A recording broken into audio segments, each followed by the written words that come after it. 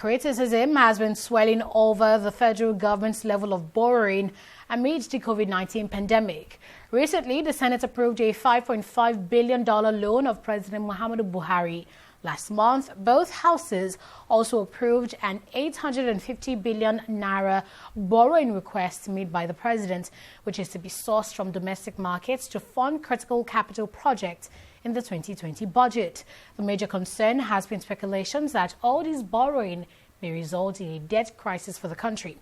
But economist Ken Ife says, contrary to public opinion, this is the best time to borrow. We have to borrow. The reason is this. One, the two visions we have for Nigeria, Vision 2050, GDP of 6.4 trillion, 2030, 1.64 trillion. You can only go there if you are investing in infrastructure, if you are investing in productive capacity.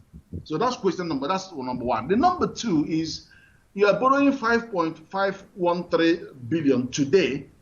If you don't borrow this 5.513 billion today, if you have to save this money, it may take you 3 to 5 years to save this 5.5 billion before you invest it.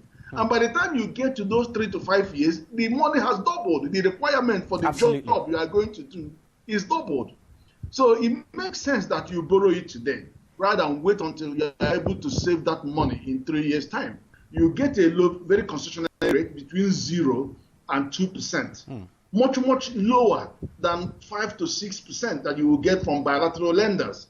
Two, there is a kind of discipline around that lending because they have an interest in making sure that due diligence is conducted on this lending and that the debt sustainability tests are carried out on this particular lending. So not only that you are working within the law to consign this to capital expenditure, but you are also not only creating jobs, and they will have role in monitoring and evaluation because they have to monitor the milestones before they release the monies.